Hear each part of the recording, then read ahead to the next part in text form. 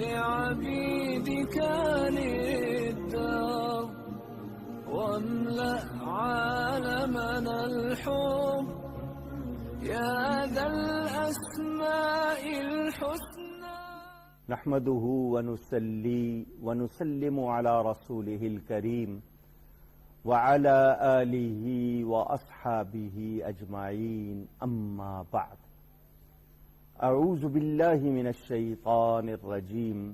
بسم الله الرحمن الرحيم. ناظرین و سامعین، السلام علیکم ورحمۃ اللہ وبرکاتہ۔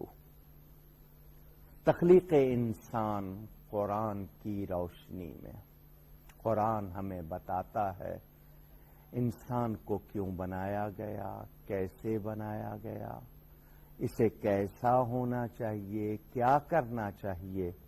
اس حوالے سے کچھ آیات، ویسے تو پورے قرآن کا موضوع انسان ہے، کچھ آیات۔ پچھلے پروگرام میں جو آیت پڑھی تھی اس میں ایک مسئلہ اور کرنا ہے کہ یہ انسان، اس کو کہا گیا ماں باپ کے ساتھ بھلائی کرنی ہے، ماں نے اس کو کتنی تکلیف اٹھا کے جنا ہے، اور پھر 40 سال کا ذکر آیا ہے، انسان اپنی پوری قوت کو پہنچتا ہے۔ یہاں جو بات میں نے کرنی ہے کہ جس انسان 40 سال کی عمر ہو جائے اور اس کی نیکیاں اس کی خامیوں پر حاوی نہ ہوں تو پھر اس انسان نے اپنی عمر ضائع کی ہے۔ اتنی عمر گزر گئی، قابو نہیں پا سکا اپنے آپ پر۔ جب بوڑھے ہو جائیں گے، جب قوا میں طاقت نہیں ہوگی، توانائی نہیں ہوگی، اس وقت گناہ نہیں کیا تو کیا کمال کیا۔ جب طاقت تھی پھر قابو پانا ایک۔ دوسری بات یہ کہ خوبیاں خامیاں ہوتی ہیں، آپ کی خوبیاں حاوی ہوں خامیوں پر، لیکن آپ کی خامیاں حاوی ہو جائیں تو پھر آپ کیسے ہو جاتے ہیں وہ آپ کے سامنے ایک بات۔ میں یہاں ایک بات اور بھی کر دوں، کیونکہ ہمارے معاشرے میں یہ رواج ہو گیا ہے بغیر جانے ہم دوسروں پر انگلی اٹھاتے ہیں، ان کے کردار پر، ذاتیات پر، جبکہ یقینی معلومات نہیں ہوتی، جانتے بھی نہیں ہیں۔ ارے وہ فلاں میں اچھی طرح جانتا ہوں وہ کیسا ہے، پتہ بھی نہیں ہوتا۔ خواتین کے معاملے میں بڑے آرام سے بدگمانی کر لی جاتی ہے، غیر تو کیا اپنے کر لیتے ہیں، اتنا بھی ان کو یقین اعتبار نہیں ہوتا۔ تو یہاں جو دودھ پلانے کی مدت، حمل اور دودھ پلانے کی مدت بیان ہوئی ہے، اس میں بھی ایک اشارہ ہے خاص طور پر کہ حمل کی مدت مقرر ہے بظاہر۔ ہم دیکھتے ہیں زیادہ سے زیادہ مدت بیان کی تو دودھ پلانے کی اور حمل کی کم سے کم، تو کیا مطلب ہے کہ بدگمانی اور تہمتوں کا سد باب کیا جائے۔ سد باب کا مطلب دروازہ بند کرنا ہے۔ یہ جو بدگوئی ہے، الزام تراشی ہے، شریعت اس کو پسند نہیں کرتی۔ کسی خاتون وہ ہو پارسا اور ہم اس پر لگا دیں تہمت، دھیان سے سنیے گا، حدیث شریف سنا رہا ہوں، پارسا خاتون ہو اور بغیر تحقیق کے لگا دی اس پر بات، یعنی تہمت رکھ دی اس کی پارسائی کے خلاف، ایک حدیث میں 40 سال اور ایک میں اس سے زیادہ کی مدت ہے، آپ کی عبادت ضائع ہو جاتی ہے۔ سوچئے گا، یہ زبانی تو ہے، تو بغیر تحقیق کردار کشی نہیں کرنی چاہیے۔ اور ہمارے ہاں تو شاید معمول ہے یہ، بغیر جانے بوجھے پتہ نہیں کیا کچھ کہہ دیتے ہیں، بہت احتیاط اس میں کرنی چاہیے۔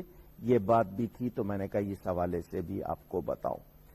اس میں ہمیں ماں باپ کے بارے میں بھی اس آیت میں پتا چلا، تخلیق کے حوالے سے بھی پتا چلا، انسان کی ولادت کے مراحل کے حوالے سے بھی ہم پر بات واضح ہوئی۔ اب اس کے بعد سورہ قاف، اس میں بھی ایک اہم مضمون ہے، آپ کے سامنے رکھتا ہوں۔ بہت کچھ صرف لفظ انسان والی آیتوں میں ہی اتنی ہدایت موجود. وَلَقَدْ خَلَقْنَا الْإِنسَانَ وَنَعْلَمُ مَا تُوَسْوِسُ بِهِ نَفْسُهُ. اور بلا شبہ ہم نے ہی انسان کو پیدا کیا ہے اور ہم خوب جانتے ہیں اس کا نفس جو وسوسے ڈالتا ہے. دیکھیے گا وسوسے کا بیان بھی آیا، انسان کے حوالے سے بھی آیا. اس حوالے سے ذرا توجہ چاہوں گا. انسان کو بہکانے والے کتنے عوامل ہیں، کتنے محرکات. عوامل وہ چیزیں جن کی وجہ سے ایسا ہوتا ہے. سیدھا سیدھا انسان کہتا ہے جی شیطان نے مجھ سے کام کروایا، میں تو نہیں کرتا، شیطان نے. اچھا، رمضان میں شیاطین قید کر دیے جاتے ہیں، پھر کون کرواتا ہے؟ نفس. تو یہ جو وسوسے ہیں یہ شیطان کی طرف سے آتے ہیں اور ان وسوسوں میں لگ جانا برا ہوتا ہے. وسوسے آنا برا نہیں ہوتا. میں بہت ٹھہر ٹھہر کے دوبارہ کہہ رہا ہوں کیونکہ کچھ لوگ کہتے ہیں جی بڑے برے برے خیال آتے ہیں نماز پڑھتے ہوئے، تو نماز پڑھنے کو جی نہیں چاہتا. اتنے برے خیال. تو دھیان دیجئے گا یہ برے خیال کیوں آتے ہیں؟ شیطان آپ کی نیکی کو ضائع کرنا چاہتا ہے. تو آپ نہیں پڑھیں گے تو اس کا تو مقصد پورا ہو گیا، یہی تو چاہتا ہے. تو چور کہاں آتا ہے؟ جہاں مال ہوتا ہے. کنگال کے پاس نہیں آتا. آپ کے پاس ایمان ہے نا، وہ ضائع کرنے آتا ہے، وسوسے ڈالتا ہے تاکہ آپ کی محنت برباد ہو جائے. تو وسوسے آنا بری بات نہیں ہے، وسوسوں میں لگ جانا. جو وسوسہ آئے توجہ سے آپ تلاوت شروع کیجئے، وسوسہ غائب ہو جائے گا. ویسے وسوسہ آئے لا حول ولا قوت الا باللہ یہ پڑھیے، اعوذ باللہ من الشیطان الرجیم پڑھ لیجئے، وسوسہ ختم. لیکن وسوسے میں لگ جائیں اور کہانی خود بننے لگ جائیں وہ اور بات. تو یاد رہے اللہ تعالی شہرک سے زیادہ قریب ہے. اسی آیت میں جو میں نے آیت پڑھی ہے نا، تو وسوس بھی نفسو، یہ آیت نمبر 16 سورہ قاف. وَنَحْنُ أَقْرَبُ إِلَيْهِ مِنْ حَبْلِ الْوَرِيدِ، اور ہم اس سے شہرک سے بھی زیادہ نزدیک ہیں، قریب ہیں. یہ انسان کی خوبیاں اور کمزوریاں. اللہ تعالیٰ سے تو کچھ چھپا ہوا نہیں. جو وسوسے نہا خانہ دل کہتے ہیں نا، دل کے اندرونی خانوں میں، اللہ اس کو بھی جانتا ہے. اور اللہ فرما رہا ہے ہم اس کی رگے جاں سے بھی زیادہ قریب ہیں. یعنی انسان خود اپنے بہت سے احوال سے بے خبر ہو سکتا ہے، مگر اللہ اور اللہ کی عطا سے اس کے رسول سے کچھ چھپا ہوا نہیں ہے. یہاں ایک بات کروں، یہ انسان جو دوسروں کے عیب دیکھتا ہے اپنے اندر کیوں نہیں جھانکتا؟ میں جو بات کر رہا ہوں سمجھیے. مثلا میری آنکھ آپ کو دیکھ رہی ہے، سامنے جتنی چیزیں میں دیکھ رہا ہوں، آنکھ دوسرے کو دیکھ. میری آنکھ میں کوئی چیز پڑ جائے میں دیکھ سکتا ہوں؟ نہیں. سوچئے گا ذرا، ہم دوسروں کے عیب ہی دیکھتے رہتے ہیں، اپنے اندر نہیں جھانکتے. ہاں وہ عیب جو معاشرے کو خراب کر رہے ہوں وہ دیکھنا اور ان کے خلاف بولنا، کارروائی کرنا وہ اور بات ہے، مگر دوسروں کے لیے بغیر سوچے سمجھے بولتے رہنا، اپنے آپ کو چیک نہیں کرنا. اچھا یہ جو وسوسے آتے ہیں کیوں آتے ہیں؟ ہمارے لقمے خراب ہوں، ہمارے مزاج ہوں ایسے. اب ہم بیٹھے ہی غلط صحبت میں تو نتیجہ کیا نکلے گا؟ کھائیں گے ہی غلط لقمہ تو نتیجہ کیا نکلے گا؟ تو آپ چاہتے ہیں پاکیزگی، عمدگی، تو پھر اس کے لیے اتنی ہی محنت کیجئے.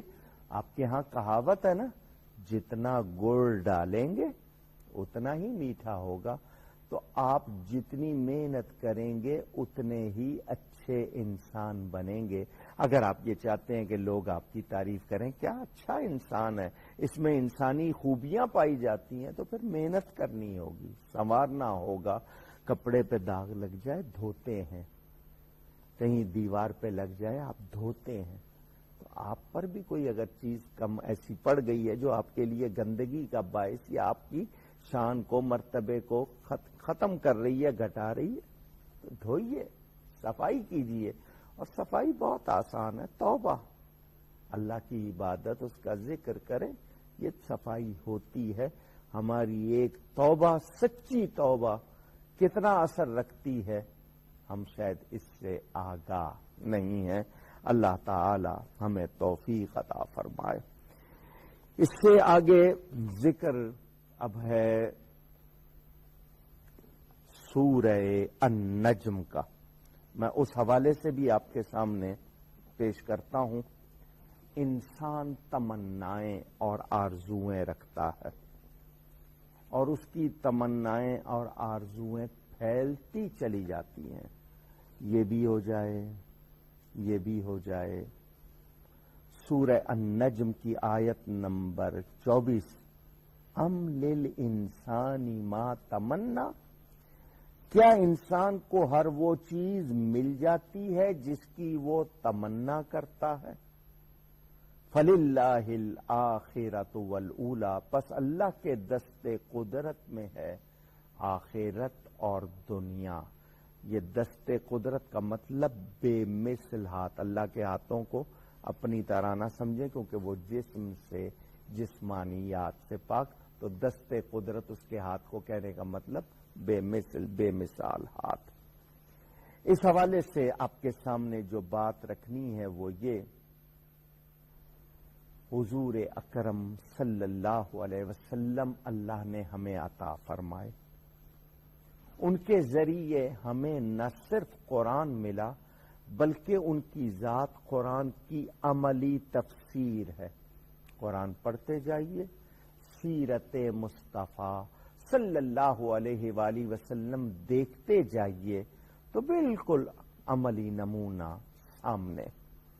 نبی کریم صلی اللہ علیہ وسلم آ کر عمل کر کے بھی دکھا گئے، مگر ان کافروں کا حال یہ ہے، بت پرستوں کا حال یہ ہے کہ انہوں نے تمنائیں کس کس سے وابستہ کی ہوئی ہے اور کیا کیا کی ہوئی ہیں. ان کی اس غلط فہمی کو دور کرنے کے لیے بتا دیا کہ سنو، یہ جو تم ایمان کے بغیر ہو اور تم نے دیوی دیوتا بنائے ہوئے ہیں، ان سے جو امیدیں رکھی ہوئی ہیں یہ پوری نہیں ہوں گی. کیوں؟ یہ جس پتھر کو تم نے تراشا ہے، یہ مل کے مکھی بنانا تو دور کی بات، اڑا بھی نہیں سکتا اس پر بیٹھ جائے. قدرت طاقت اللہ کے پاس. ہاں، اللہ اپنے پیاروں کو عطا فرماتا ہے، مگر ان کو نہیں دی ہے. تو یاد رکھنا، کارخانہ قدرت اللہ کی ملک میں، اس کا ملک ہے، اس کی ملک میں ہے، اس کے دستے قدرت میں ہے. اس سے ناتا جوڑو. گفتگو میں کوئی غلطی ہوئی ہو، اللہ کی بارگاہ میں توبہ کرتا ہوں. آئندہ نشست میں ملاقات ہوگی. والسلام علیکم ورحمۃ اللہ وبرکاتہ.